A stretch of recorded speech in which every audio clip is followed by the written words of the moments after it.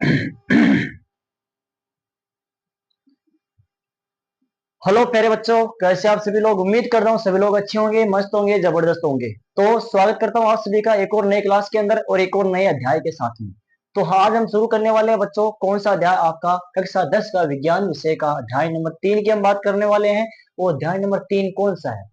उसका नाम है बच्चों धातु और अधातु, मेटल और नॉन मेटल। सबसे पहले मैं आपको थोड़ा सा इसके बारे में डिस्कशन दूंगा कि मेटल क्या होती है, नॉन मेटल क्या होती है।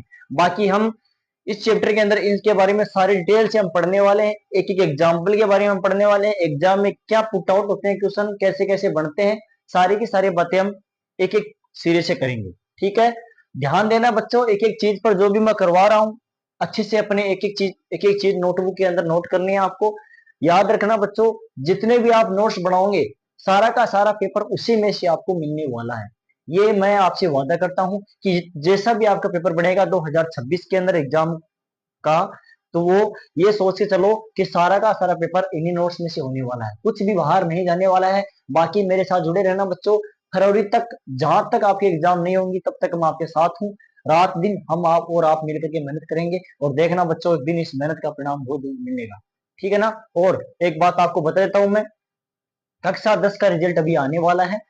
उसके कुछ रिजल्ट के सोर्स सीन्स आपको मैं दिखाने वाला हूं। देखना कि किस प्रकार से हमारा इस बार का रिजल्ट रहा है, शानदार रहा है। विज्ञान विषय में किस प्रकार से रिजल्ट रहा है, बच्चों ने कैसे कैसे अंक प्राप्त किए हैं, वो आपको मैं दिखाने वाला हूं बच्चों। और बिल्कुल ऐसे ही मेहनत उससे भी कुछ कई गुना बेहतर करने वाले हैं इस बार। और मैं चाहता हूं कि हमारा रिजल्ट इससे भी बेहतर आएगा। अभी तो मैं बता नहीं सकता कि अभी आएगा ना बच्चों, तो देखना आपको सभी चीजें मैं दिखाने वाला हूँ। ठीक है, तो शुरू करते हैं बच्चों।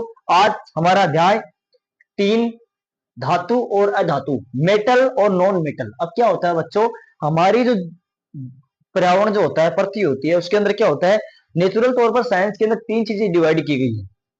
धातु के बारे में बताया गया है, अधातु के बारे में बताया गया है और उपधातु के बारे में बताया गया है कि कौन सी धातुएं होती हैं, कौन सी अधातुएं होती हैं, कौन सी उपधातुएं होती हैं। सबसे पहले मैं आपको बता देता हूं कि चैप्टर हमारा शुरुआत कहां से होती है, धातु से होती है। तो मैं सबसे पहले बेसिक डिटेल आपको बता देता हूं, सामान्य जानकारी आपको देता हूं कि धातु आखिरकार होती क्या है। कि सर हमें आप समझा रहे हो कि धातु के बारे में हम पढ़ने वाले हैं, सबसे पहले हमें आप धातु के बारे में बताइए कि आखिरकार धातु होती क्या है। ठीक है, सबसे पहले हम बात करते हैं, थोड़ा सा हम चैप्टर के बारे में नाम नोट लिख लेते हैं, इसकी जो हेडिंग है वो लगा लेते हैं बच्चों। आप भी लगा लीजिए नोट्स के अंदर। शानदार नोट्स बनाने, किसी भी चीज की गलत काटा पीटी नहीं आपको करनी है। और अगर किसी बच्चे को किसी भी कारणवश नहीं बन पाते हैं तो उसकी टेंशन नहीं लेनी है बच्चों। जैसे हमारा कोर्स कंप्लीट हो जाएगा तो हम आपको एक एक चैप्टर की पीडीएफ अवेलेबल करवा देंगे। ठीक है, तो देखिए अब चैप्टर नंबर 3 लिखिए, कक्षा 10, कक्षा 10 विज्ञान, विज्ञान अध्याय, अध्याय 3, धातु और अधातु, धातु और अधातु। तीसरा पार्ट है बच्चों, इंपोर्टेंट है। तो शुरू करते हैं बच्चों। सबसे पहले मैं एक एक चीज आपको बताने वाला हूं कि धातुएं क्या होती हैं। तो सबसे पहले आप हेडिंग लगा लीजिए बच्चों कि धातु के बारे में पढ़ने वाले हैं। तो देखिए, धातु के बारे में मैं जानकारी दूंगा उससे पहले कुछ आपको बताता हूं मैं, भौतिक गुणधर्म। कि सर ये भौतिक गुणधर्म आपने क्यों लिखा है, हमारा चैप्टर तो धातु और अधातु चलता है। सबसे पहले बच्चों समझिए कि ये भौतिक गुणधर्म क्या होता है। ठीक है, देखिए जैसे मैं आपको बात करूं, मेरे पास में ये मार्कर है। ठीक है बच्चों, क्या है, मार्कर है। अब इस मार्कर की जैसे आप सामने से देखते हो तो आपको 3 चीजें दिखाई देती हैं कि सर इसकी आपके पास में लेंथ है, इसकी ब्रीथ है, चौड़ाई है, लंबाई है, और इसकी कोई ना कोई मोटाई भी है। ये 3 चीजें आपको दिख रही हैं। और एक चीज हमेशा याद रखना, जो बाहरी तौर पर दिखती है, ये जो बाहर का सिरा जो आपको दिखता है, ये होती है उसकी उसकी भौतिक अवस्था, मतलब फिजिकल स्टेट। ये फिजिकली तौर पर कैसा है, बाहर से कैसा दिख रहा है और कैसी इसकी लेंथ है, लंबाई है, चौड़ाई है, मोटाई है, ये आपको दिखाई दे रही होगी। तो ये होती है बच्चों गुणधर्म, बाहरी गुणधर्म की बात मैं कर रहा हूं। इसी तरह बच्चों आंतरिक गुणधर्म भी होते हैं। वो आंतरिक गुणधर्म बच्चों सिर्फ होंगे अवस्था से संबंधित। किससे होंगे? अवस्था से संबंधित। क्योंकि अगर वह गुणधर्म अगर हम गैस पर ले जाएंगे, नया पदार्थ बनाने पर ले जाएंगे, तो बच्चों वो भौतिक अवस्था नहीं रहेगा, मतलब वो भौतिक गुणधर्म में नहीं शामिल होगा। वो बच्चों होगा आपका रासायनिक गुणधर्म के अंदर शामिल होगा। लेकिन हमें किसके बारे में बात करनी है? हमें सिर्फ और सिर्फ किसकी बात करनी है? हमें भौतिक गुणधर्म के बारे में बात करनी है। मैंने आपको दिखाया, जैसे आपने इसका कलर देखा, रंग देखा, तो आप कहेंगे सर इसका काला रंग है, ये मार्कर कैसा है? काला है। अब जैसे आपने इसको देखा तो ये कैसा है बच्चों? ये बोलोगे सर नीला है। जैसे इसको देखा आपने तो बोलोगे सर ये लाल है। आपको कैसे पता लगा? सर हमको इसको देखने से पता लगा, इसकी बाहरी स्थिति को देखने से पता लगा कि ये चीज कैसी है। आंतरिक आंतरिक चीज के बारे में हमें पता नहीं है। जैसे ही इसके प्रभाव को देखेंगे, इसके कार्य को देखेंगे, तभी हमें पता लगेगा कि यह आंतरिक तौर पर मतलब अंदर से कैसा है, क्योंकि ये अंदर से क्या गुण रखता है। ये होती है बच्चों भौतिक क्वालिटी, मतलब भौतिक गुणधर्म, फिजिकल क्वालिटीज, इसके बारे में बात करेंगे। और भौतिक गुणधर्म के आधार पर मैं बात करूंगा बच्चों धातुएं क्या होती हैं और अधातुएं क्या हैं।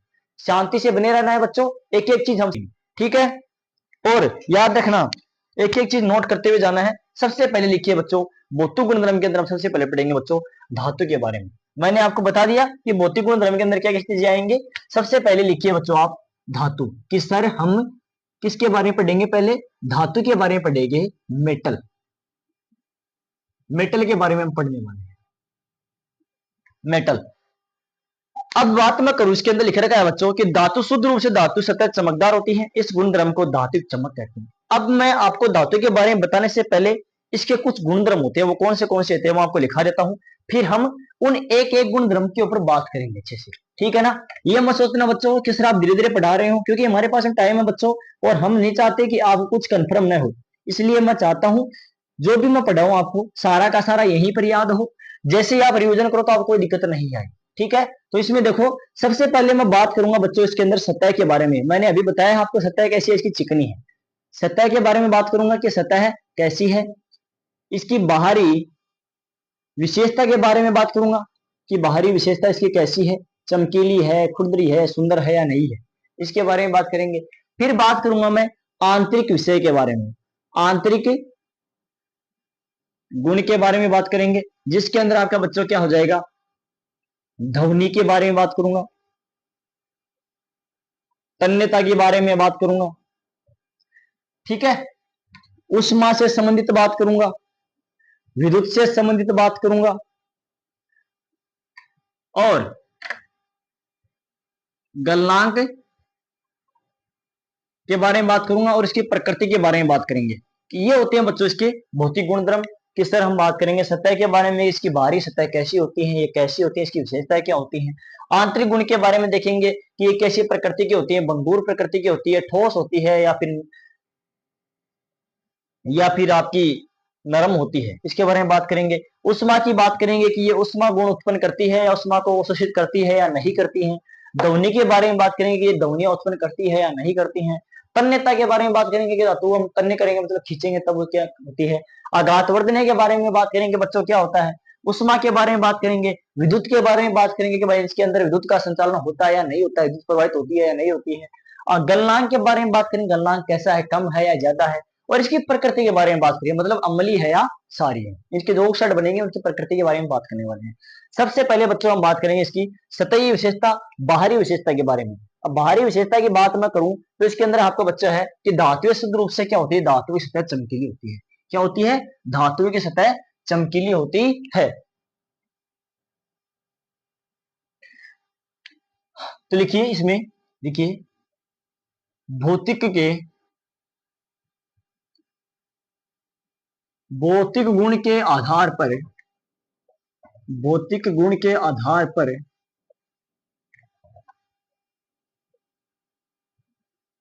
धातु की सतह मुख्यतः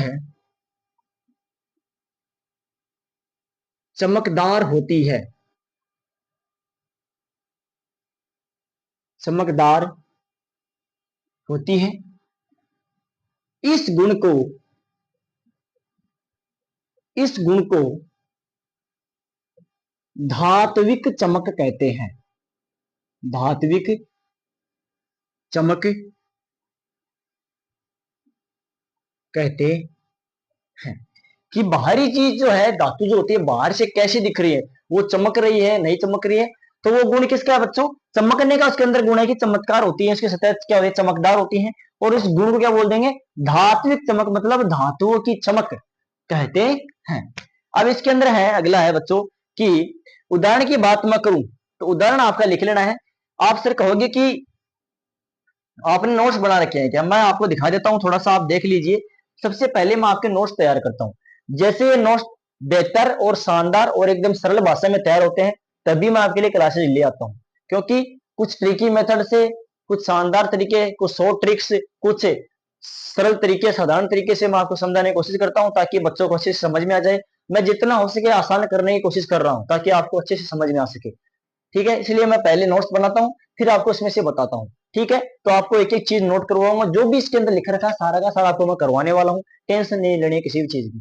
ठीक है, अब इसके अंदर जो है उदाहरण की बात मैं करूं, कल ना आया ना, फिर कल आलू, फिर कल आया, मतलब एल्यूमिनियम हो जाता है बच्चों, फेरस हो जाता है, कॉपर हो जाता है, सॉरी धातु बहुत होती है। ये कुछ इसके एग्जाम्पल हो जाएंगे, तो यहाँ पे लिख दीजिए आप, एग्जाम्पल हो जाएंगे एल्यूमिनियम, फेरस और कॉपर। फिर बात करेंगे बच्चों, धातु कठोर होते हैं, उन्हें चाकू से काटा नहीं जा सकता। अगला गुण होता है धातु कठोर होती है, इन्हें चाकू से काटा नहीं जा सकता। इन्हें चाकू से काटा नहीं जा सकता है, इन्हें चाकू से काटा नहीं जा सकता। अब बात करेंगे कि सर इसके अंदर कुछ अपवाद होते हैं। ये आपको पता है कि साइंस के अंदर कोई भी चीज ऐसी नहीं है जिसमें अपवाद पैदा नहीं हो। अपवाद साइंस के अंदर भरे पड़े हैं। जो चीज होगी उसके विपरीत भी चीज होती रहती है। ये क्या बच्चों? साइंस है। और साइंस में हर चीज संभव है। हर चीज की, हर पर्सन की, हर एक टॉपिक की, हर एक सब्जेक्ट की एक विपरीत जो पहलू है वो उसका तैयार रहता है। फिर बात करेंगे अपवाद के बारे में। इसकी मैं अपवाद की बात मैं करूं तो लिखिए, पहले लिखिए फिर हम अच्छे से समझेंगे इसको। अब इसके अपवाद के अंदर बोला है कि जो आपकी सोडियम होगी, पोटेशियम होगी, धातु को चाकू से काट सकते हैं।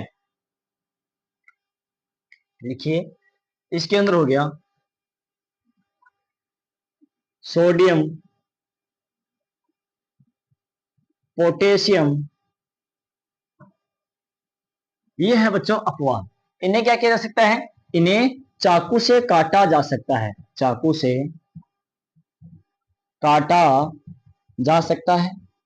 ठीक है, याद रखना क्या किया जा सकता है बच्चों? इनको, धातु को चाकू से काटा जा सकता है। यहाँ पर क्या बोला मैंने? ये कठोर होती हैं, इन्हें चाकू से काटा नहीं जा सकता। लेकिन इसी के अंदर अपवाद स्वरूप जो होती है वो होती है, एक तो सोडियम होती है, एक पोटेशियम होता है, और मैग्नीशियम धातु जो होती है, जिन्हें क्या किया जा सकता है बच्चों? चाकू से आसानी से काटा जा सकता है। फिर इसके अंदर बच्चों वो आपकी है धातुएं आघात वर्धे होती है, अर्थात इनकी चादर बनाई जा सकती है। अगला पॉइंट है इसके अंदर आघात वर्धे धातुएं आघात वर्धे होती है, इन्हें पीटकर इनकी पतली चादर बनाई जा सकती है, बनाई जा सकती है। जैसे सोना हो गया एयू, गोल्ड, और सिल्वर एजी चांदी। अब देखिए, आघात वर्धने, आघात वर्धने का मतलब होता है आघात दे देकर, धातु के ऊपर आघात करके उसकी वृद्धि करना, उसके आकार में वृद्धि करना होता है बच्चों आघात वर्धने। क्या होता है? आघात देंगे और उसके आकार में क्या करेंगे बच्चों? वर्धे, मतलब वृद्धि करेंगे, उसको बोलते हैं आघात वर्धने। अर्थात पीट कर इनकी पतली चादर बनाना, इसके आकार में वृद्धि करना, वो होता है बच्चों आपका आघात वर्धने का गुण। इसकी उदाहरण की बात मैं करूं तो आपका सोना हो सकता है, चांदी हो सकती है, तांबा भी आपका हो सकता है बच्चों। सोना, चांदी और तांबा, ये अच्छे से लिख लिया होगा कि भौतिक गुण के आधार पर धातु की सतह मुख्यतः चमकदार होती है। इस गुण को धात्विक चमक कहते हैं। एग्जाम्पल की बात मैं करूं, aluminium, ferrous, copper, sodium, magnesium, धातुएं कठोर होती हैं, इन्हें चाकू से काटा नहीं जा सकता है। अपवाद स्वरूप की बात मैं करूं तो अपवाद स्वरूप में आपका हो जाएगा मैग्नीशियम, सोडियम, पोटेशियम। इन्हें क्या किया जा सकता है बच्चों, इन्हें आसानी से चाकू से काटा जा सकता है। दूसरा होता है बच्चों इसके अंदर आघात वर्धे गुण। आघात वर्धे गुण का मतलब होता है किसी भी धातु के ऊपर जब हम चोट देते हैं, पीटते हैं, तो उसकी एक पतली चादर के रूप में हमें प्राप्त होती है और इस चादर के कारण उसके आकार में वृद्धि होती है। आघात मतलब आघात देकर फिर चादर में उसकी लंबाई में आकार में परिवर्तन करना, पीट कर इनकी पतली चादर बनाई जा सकती है, जिसे हम आघात वर्धने गुण कहते हैं। एग्जाम्पल की बात मैं करूं तो बच्चों आपका हो जाएगा इसके अंदर एयू गोल्ड और एजी मतलब सिल्वर। ठीक है, आगे हम बात करते हैं इसके अंदर। थोड़ा सा पानी पी लेते हैं बल्कि बच्चों पहले।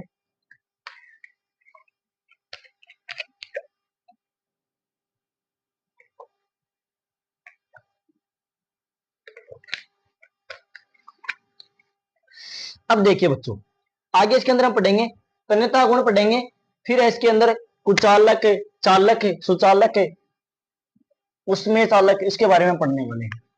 अब हम आगे पढ़ेंगे इसके अंदर तन्यता का गुण, धातुओं का तन्यता का गुण।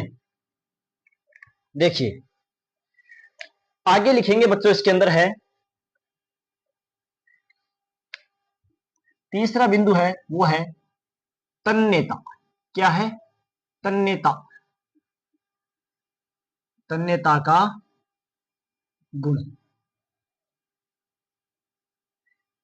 धातु के तन्यता गुण का मतलब क्या होता है? तन्य, तन्य मतलब खींचना, तनाव उत्पन्न करना। जब किसी चीज में आप तनाव उत्पन्न करते हैं, तनाव तभी उत्पन्न होता है जब उसे आप क्या करते हैं? खींचते हैं, स्ट्रेचिंग करते हैं उसके अंदर। जैसे आप खींचोगे तो उसके अंदर तनाव उत्पन्न होगा, और जैसे ही तनाव उत्पन्न होगा खींचने पर तो क्या होगा? उसकी लंबाई में वृद्धि होगी। यही जो गुण होता है वो होता है तो धातुओं का, कि धातुओं के अंदर तन्यता गुण पाया जाता है, मतलब धातु को खींचकर उसकी लंबाई में वृद्धि की जा सकती है। इसका सबसे महत्वपूर्ण जो उदाहरण होता है वो आपका होता है बच्चों सोना। गोल्ड के क्या होता है? 1 ग्राम या फिर 2 ग्राम सोने का जो आपका तार से 2 किलोमीटर लंबा तार खींचा जा सकता है, मतलब आसानी से 2 किलोमीटर तक लंबा तार खींचा जा सकता है 1 ग्राम सोने से। तो लिखिए अर्थात तारों तार बना सकते हैं। देखिए धातुओं में तन्यता गुण पाया जाता है, धातुओं में एक एक चीज लिखाऊंगा बच्चों, पहले समझाऊंगा आपको फिर लिखाऊंगा। धातुओं में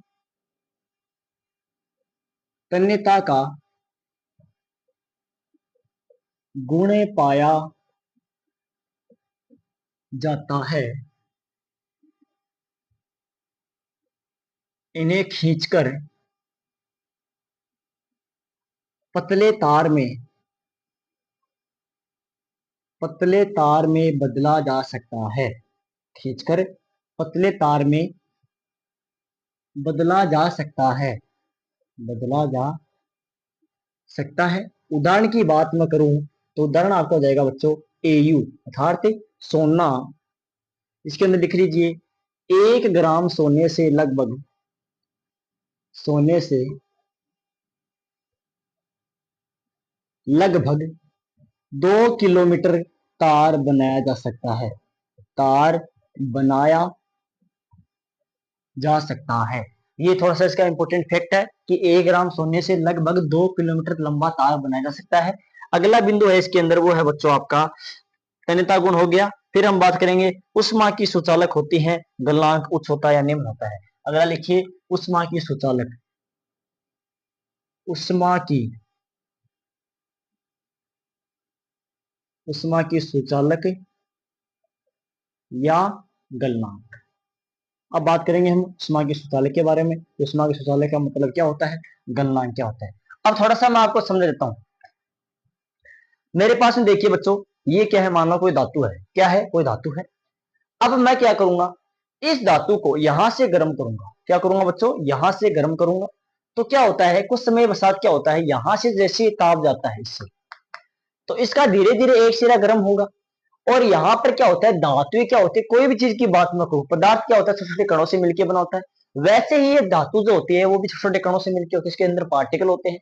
तो क्या होता है, ये कण किसकी तरह व्यवहार करते हैं बच्चों? ये इलेक्ट्रॉन की तरह व्यवहार करते हैं। किसकी तरह व्यवहार करते हैं? इलेक्ट्रॉन की तरह व्यवहार करते हैं। जिस प्रकार से विद्युत के अंदर इलेक्ट्रॉन आवेश का मतलब चार्ज का स्थानांतरण करते हैं, उसी प्रकार से इसके अंदर जो कण होते हैं, पार्टिकल जो होते हैं, वो क्या करते हैं? उष्मा का स्थानांतरण करते हैं। जहां से मैं यहां से गर्म करता हूं तो धीरे धीरे ये कण एक दूसरे में क्या करते हैं, उष्मा का स्थानांतरण करते हैं, और धीरे धीरे ये स्थानांतरण होता हुआ इसके अंतिम सिरे तक पहुंचता है। आखिरकार हम कह सकते हैं कि ये पूरा सिरा धीरे धीरे गर्म होता हुआ सारी की सारी धातु जो होती है वो गर्म हो जाती है। इससे क्या निष्कर्ष निकलता है बच्चों, इससे निष्कर्ष ये निकलता है कि धातु जो होती है वो क्या होती है, उष्मा की संचालक होती है, और इनके गलनांक जो होते हैं वो क्या होते हैं, उच्च होते हैं। लिखेंगे इसके अंदर, लिखेंगे कि धातुएं धातुएं उष्मा की सुचालक, धातुएं उष्मा की सुचालक होती है। वह इनके गलनांक उच्च होते हैं, इनके गलनांक उच्च होते हैं। फिर मैं अगला पॉइंट की बात मैं करूं तो अगला पॉइंट इसके अंदर बच्चों है वो आपका है कि धात्विक सोनोरस का गुण पाया जाता है। धावनिक गुण, इसका नेक्स्ट पॉइंट है बच्चों वो आपका ध्वनिक गुण। क्या हो जाएगा, कौन सा गुण, ध्वनिक, ध्वनिक या फिर इसको बोलते हैं सोनोरस। क्या बोलते हैं, सोनोरस, ध्वनिक गुण या सोनोरस गुण। ठीक है, इसके मतलब क्या होता है कि धातुओं के अंदर धातुएं ध्वनि उत्पन्न करती है, ध्वनि उत्पन्न करती है, वह इस गुण को, वह इस गुण को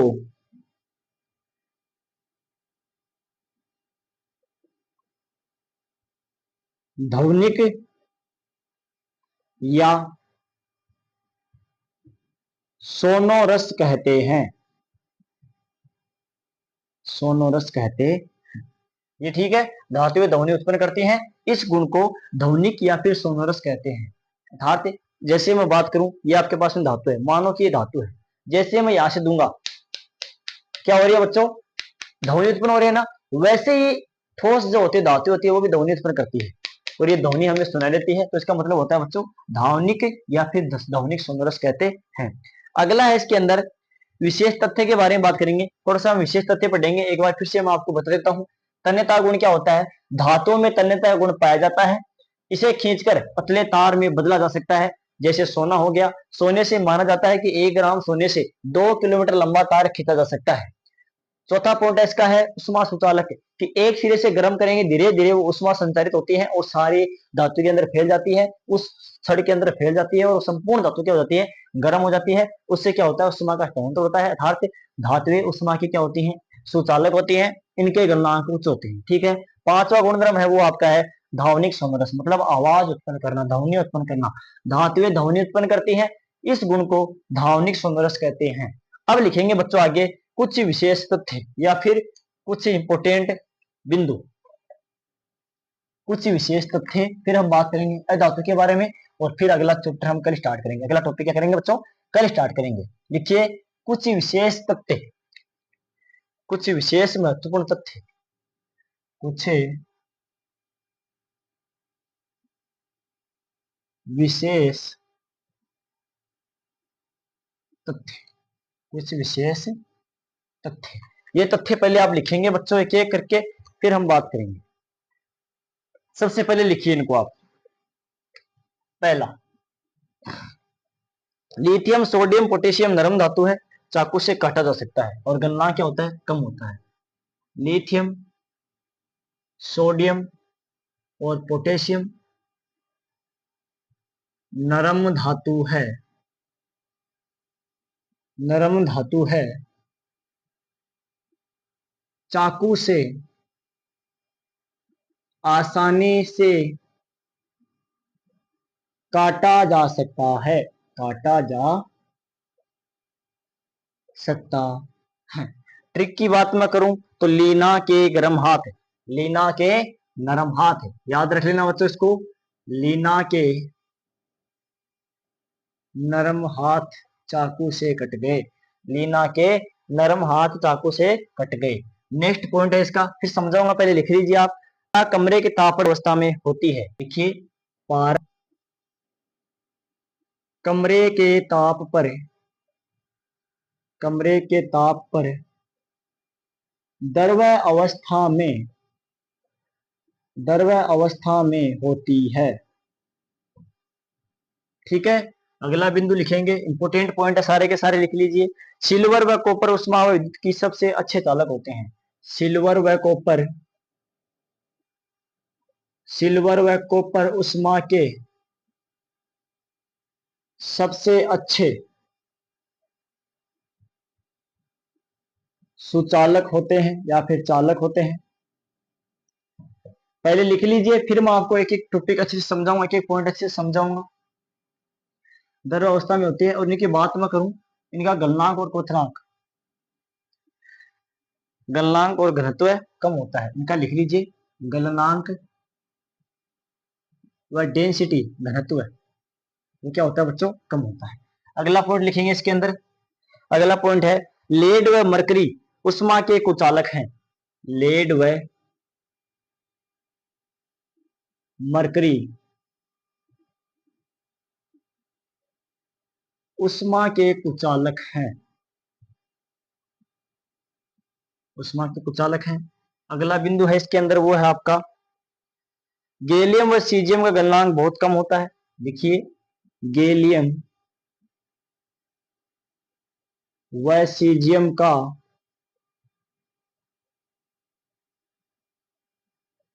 गलनांक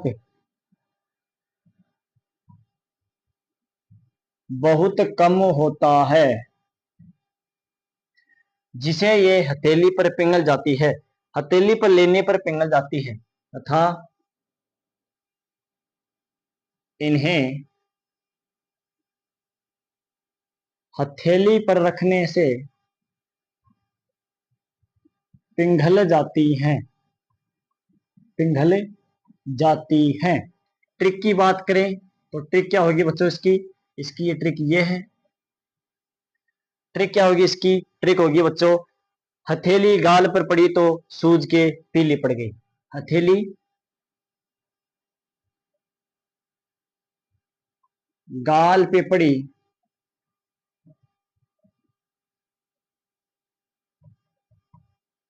तो सूज कर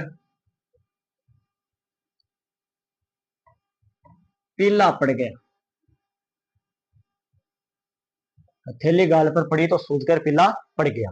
ठीक है, अगला है बिंदु इसके अंदर, वो है बच्चों आपका, उम्मीद करता हूं शायद लास्ट बिंदु है पीवीसी पर,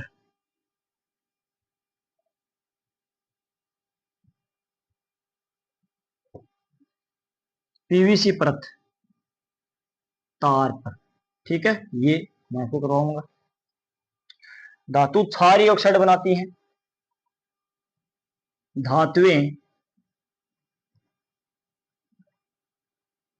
क्षारीय ऑक्साइड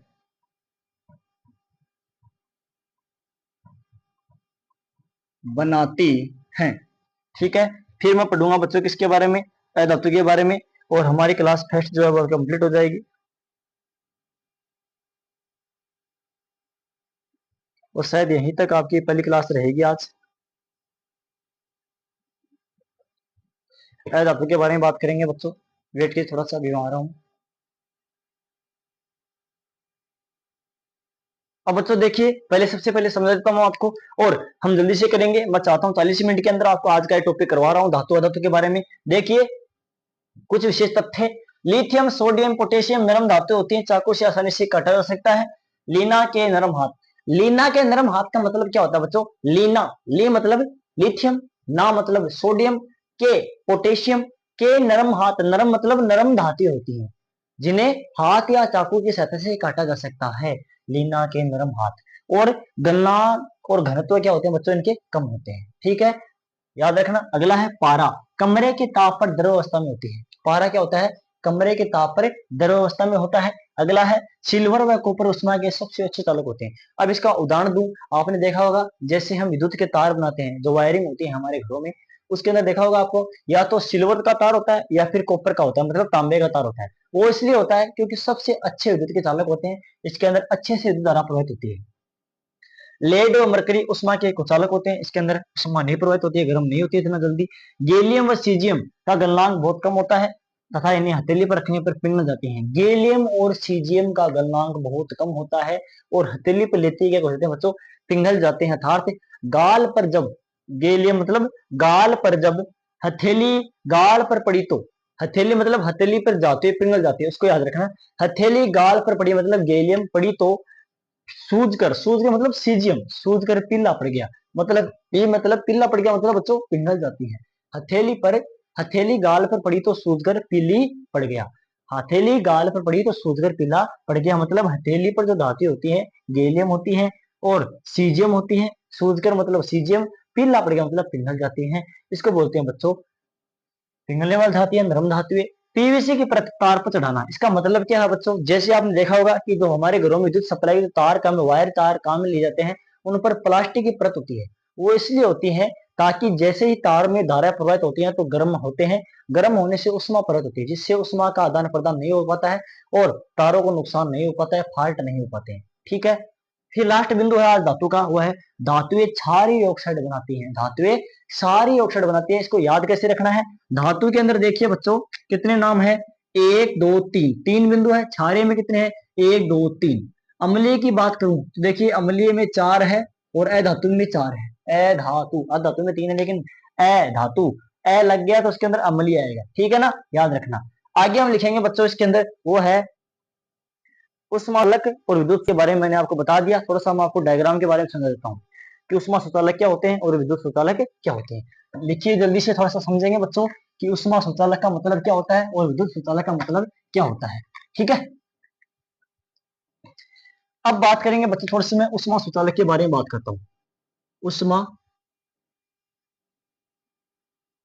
सुचालक, इधर बात करूंगा मैं किसके बारे में, विद्युत सुचालक। उष्मा सुचालक ये हो गया विद्युत सुचालक।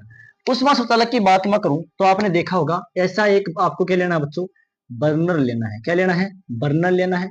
और इधर से क्या निकलेगी बच्चों, आग निकलेगी। ठीक है, और इसके ऊपर आपको लिखनी है धातु। ठीक है, ये क्या है बच्चों, धातु का तार। धातु का तार या भी धातु की रोड ले सकते हैं आप। इसका अंतिम ये सिरे हैं इसके, ए सिरा और बी सिरा, यहां से इसको पकड़े हुए हैं हाथ से। ठीक है, और यहाँ पर ये सिरे लगे हुए हैं रबड़ के। अब क्या होता है, यहाँ पर जैसे हम गर्म करते हैं तो इसके अंदर क्या होता है, उष्मा प्रवेश करती है और उष्मा प्रवेश करती हुई अलग अलग सिरों पर पहुंचती है और ये प्राथमिक सिरे से लेकर अंतिम सिरे तक स्थानांतरण होता है। तो हम क्या कहेंगे, सुचालक मतलब आसानी से सुविधाजनक चलती है, चालक मतलब चलती है, उष्मा अंदर प्रवेश करती है और चलती हुई प्रत्येक सिरे तक पहुंचती है, जिससे तार क्या हो जाता है बच्चों, तार गर्म हो जाता है। क्या हो जाता है, गर्म हो जाता है। और तार तभी गर्म होगा जब वह उष्मा का सुचालक होगा। ठीक है, विद्युत सुचालक की बात करूं, जिसे आपने देखा होगा ये आपका बल्ब है। क्या है बच्चों, बल्ब है, ये आपका बल्ब है। ठीक है, ये बल्ब मैंने यहाँ पर परिपथ के अंदर जोड़ रखा है, यहाँ पर आपकी कुंजी हो गई या फिर आप ऐसे सीरीज रखेंगे इसके अंदर, यहाँ पर आपका ये बैटरी हो गई और यहाँ पर कुछ मैं अलग जोड़ूंगा प्लस और माइनस। ठीक है, और यहाँ से देखिए बच्चों, यहाँ से मैं एक अक्ष सिरा और यहाँ से मैं एक वाय सिरा, और ये जो अक्ष और वाय सिरे ये हैं धातु के, किसके हैं, धातु के। अब जैसे आप देखेंगे इसके अंदर मैंने विद्युत धारा वोल्टेज तो प्रोवाइड कर दी, लेकिन जैसे ये यहाँ से कनेक्ट होगा तो ये तभी क्या होगा, ये बल्ब क्या होगा, दीप्तिमान होगा। अगर यहाँ से ये कनेक्ट नहीं होगा, मतलब हटा देता हूं, तो यहाँ से बल्ब भी क्या हो जाएगा, बुझ जाएगा, मतलब प्रकाश उत्पन्न नहीं करेगा। तो इससे क्या समझते हो आप कि जो लोहा होता है, धातु जो होती है, उसमें क्या होता है, उष्मा का या फिर विद्युत का भी क्या होता है, सुचालक होता है। मतलब धातु आराम से इसके अंदर चालन होता है विद्युत का, और इसके अंदर विद्युत उत्पन्न होती है और इलेक्ट्रॉन होने के कारण बल्ब क्या होता है, दीप्तिमान होता है, जल जाता है। ठीक है, ये बिंदु हो गया बच्चों सुचालक के बारे में बात की मैंने। सुचालक क्या होती है, उष्मा सुचालक का मतलब क्या होता है और विद्युत सुचालक का मतलब क्या होता है।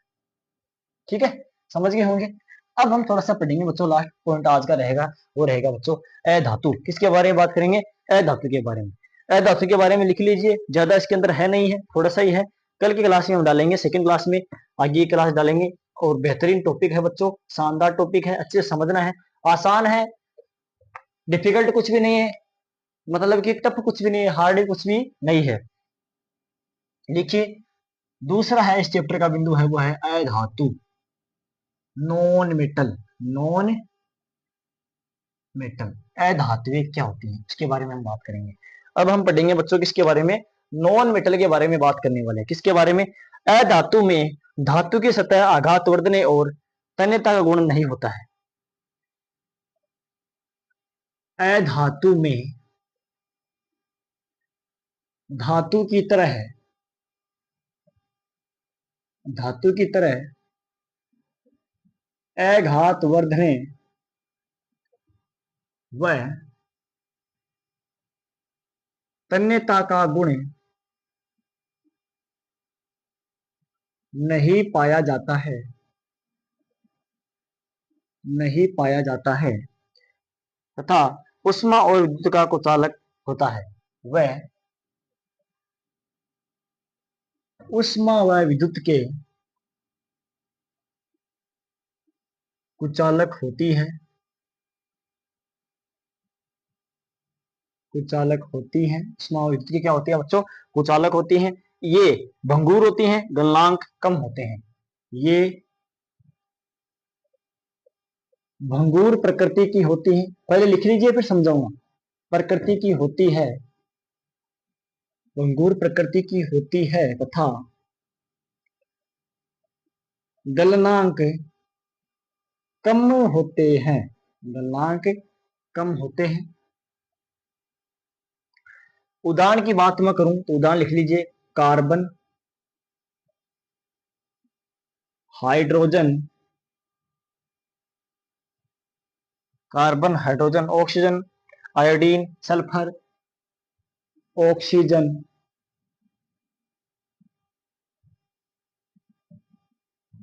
आयोडीन,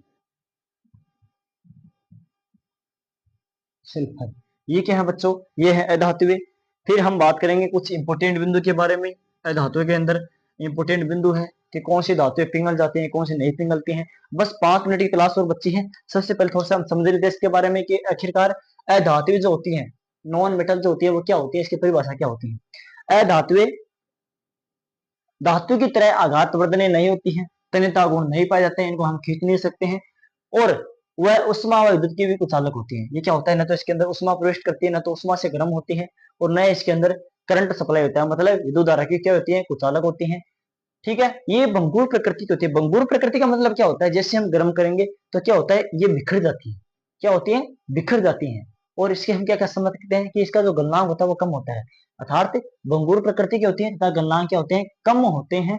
उदाहरण की बात मैं करूं तो कार्बन हो गया, सल्फर हो गया, ऑक्सीजन हो गया, हाइड्रोजन हो गया, नाइट्रोजन हो गया, आयोडीन हो गया, ये सारे के सारे क्या बच्चों आपकी अधातुएं हैं। ठीक है, अब कुछ इंपोर्टेंट बिंदु है धातु के, उसके बारे में हम लिखेंगे। वो कौन से हैं, अच्छे पॉइंट है, अच्छे लिखेंगे कि अधातु के महत्वपूर्ण तथ्य। अब हम पढ़ेंगे बच्चों अधातुओं के इंपोर्टेंट पॉइंट कौन से हैं, पहले लिख लीजिए फिर मैं आपको समझा देता हूँ। ठीक है ना, पहले नोट कर लीजिए, इंपोर्टेंट बिंदु लिखिए। पहला बिंदु लिखिए, ब्रोमीन अधातु द्रव अवस्था में होती है, बल्कि सभी अधातु ठोस या गैस अवस्था में होती है। ब्रोमीन अधातु होती है, अधातु द्रव अवस्था में होती है, द्रव में होती है, लेकिन बाकी लेकिन सभी धातुएं धातुएं ठोस अवस्था में होती है, ठोस अवस्था में होती है। ठीक है, अगला बिंदु लिखेंगे। अगला है, अधातु चमक रहित व विभिन्न रंगों की होती है। अधातु अधातु चमक रहित व विभिन्न विभिन्न रंगों की होती है। जैसे जैसे सल्फर पीले रंग की होती है, सल्फर धातु होती है पीली, सल्फर होती है पीली, क्लोरीन होती है हरी पीली, क्लोरीन होती है हरी पीली, हरी पीली। लेकिन आयोडीन धातु, ये बच्चों अपवाद है, आयोडीन धातु, अधातु, आयोडीन अधातु अपवाद स्वरूप होती है, चमकीली होती है, अधातु होते हुए भी, होते हुए भी चमकीली होती है, चमकीली होती है। अगला पॉइंट लिखेंगे बच्चों इसके अंदर, वो है आपका कार्बन विभिन्न रूपों में मौजूद हो सकता है, कार्बन विभिन्न रूपों में मौजूद हो सकता है, हो सकता है। फिर अप्रूव की बात करेंगे और फिर हम करेंगे बच्चों हमारी सेकंड क्लास कल स्टार्ट करेंगे, धातुओं के गुणधर्म, रासायनिक गुणधर्म, भौतिक गुणधर्म क्या क्या होते हैं, ठीक है। फिर यहाँ पर एक परिभाषा वो लिख लीजिए पहले, फिर समझा देता हूँ पूरा चैप्टर के साथ में। अपर रूप, अपर रूप क्या होता है सबसे पहले इसको लिख लीजिए बच्चों, फिर हम बात करेंगे नेक्स्ट बिंदु की कल, ठीक है। किसी तत्व के दो या दो से अधिक रूप, किसी तत्व के, किसी तत्व के दो या दो से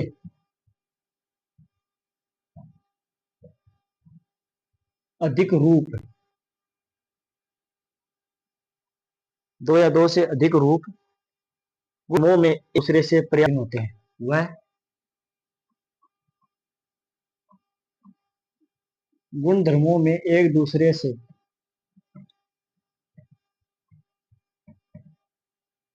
पर्याप्त भिन्न होते हैं, भिन्न होते हैं, भिन्न होते हैं। जैसे हीरा, ग्रेफाइट, फुलेरीन, उदाहरण लिखेंगे हीरा, ग्रेफाइट, फुलेरीन या फिर फुलरीन, ठीक है। अब समझेंगे एक बार से मैं पूरा आपको अधातु के बारे में बताता हूँ, कुछ इंपोर्टेंट बिंदु है, इनसे क्वेश्चन बनता है एग्जाम के अंदर बच्चों, ध्यान में रखना। क्या है? ब्रोमीन अधातु द्रव अवस्था में पाई जाती है, याद रखना। ब्रोमीन धातु ऐसी होती है, अधातु जो ऐसी होती है वो सिर्फ द्रव अवस्था में होते हैं, बाकी सारी धातु ठोस अवस्था में पाई जाती है। अब आपको याद कैसे रहेगा कि एग्जाम में क्वेश्चन आता है कौन सी अधातु द्रव अवस्था में पाई जाती है, इसको याद कैसे रखना है? इसको याद रखना मतलब ट्रिक है ब्रोमीन की, ब्रो देखो मीन, ब्रो देखो मैंने, मुझे मीन दिखाई दी, ब्रो मतलब बच्चा क्या हो गया? भाई, ब्रो, ब्रो। मीन मतलब होता है मछली, और मछली कहाँ पाई जाती है? द्रव में पाई जाती है, पानी में पाई जाती है ना, और पानी को आप क्या बोलते हैं? द्रव बोलते हैं। तो ब्रो मीन मतलब ब्रो मीन देखो मछली, और मछली कहाँ पाएगी बच्चों? द्रव में पाएगी, तो क्या हो जाएगा? ब्रोमीन धातु या अधातु द्रव अवस्था में पाई जाती है, बाकी सभी धातु ठोस अवस्था में होती है, ठीक है। अगला है अधातु चमक रहित तो विभिन्न रंगों में होती है, अधातु चमक रहित तो विभिन्न रंगों में होती है। इसका मतलब ये है बच्चों कि जो अधातु होती है उनमें चमक नहीं होती है, और इनके रंग जो होते हैं वो अलग अलग होते हैं। क्लोरीन की बात मैं करूं, सल्फर पीले रंग की होती है, पीले रंग की होती है, क्लोरीन हरी रंग की होती है, पीले रंग की होती है, ठीक है। आयोडीन धातु ऐसी है, अधातु ऐसी है जो अपवाद है और इसकी चमक होती है। अब इसको याद कैसे रखना है? आयोडीन, जिसके बच्चों आई होंगी मतलब आंखें होंगी, उनका दिन होगा मतलब चमक होगी। भाई जिसकी आंखें होंगी उसी को तो दिन में चमक दिखाई देगी ना, मतलब रोशनी दिखाई देगी। तो आयोडीन मतलब आए दिन, जिसके पास में आई है उसी के नसीब में क्या है बच्चों? दिन है, और दिन में क्या होती है? चमक होती है। तो आयोडीन मतलब आयोडीन है, और क्या होता है? चमकीली धातु होती है। क्या होती है? चमकीली अधातु होती है। कार्बन विभिन्न रूपों में मौजूद हो सकता है। अब कार्बन क्या हो सकता है बच्चों? कार्बन के एक या एक से ज्यादा रूप हो सकते हैं, लेकिन इसके गुण धर्म सारी की सारी प्रॉपर्टी भिन्न हो सकती है। कोई मतलब नहीं है कि जो तत्व एक तत्व से बनता है उसकी सारी प्रॉपर्टी समान रहे, नहीं, ऐसा नहीं, विज्ञान में ऐसा संभव नहीं है। किसी तत्व की परिभाषा होती है बच्चों अपरूप की, किसी तत्व के दो या दो से अधिक रूप व गुण धर्मों में एक से अधिक पर्याप्त भिन्न गुणधर्म पाए जाते हैं, भिन्न प्रॉपर्टीज पाई जाती हैं, वो क्या होते हैं बच्चों, आपके अपर रूप कहलाते हैं। और उदाहरण की बात मैं करूं तो कार्बनिक अपर रूप हो जाएंगे बच्चों तीन, हीरा, ग्रेफाइट और फ्लोरीन। ठीक है, उम्मीद करता हूं जितना भी मैंने आज आपको पढ़ाया है वो सारा का सारा आपने समझा होगा, अच्छे से लिखा होगा। अगर नोट नहीं किया तो एक बार फिर से आप इसको देखकर नोट कर लेना, एक एक बिंदु आपको उतारना है। उम्मीद करता हूँ अच्छे से समझ में आएगा। और चैनल को सब्सक्राइब जरूर करना, अपने दोस्तों के साथ में शेयर जरूर करना बच्चों, लाइक जरूर करना, कमेंट करके जरूर बताना कि वीडियो कैसा लगा। Thank you, all the best. Next part आने वाला है बच्चों इसका कल, तो जुड़े रहना।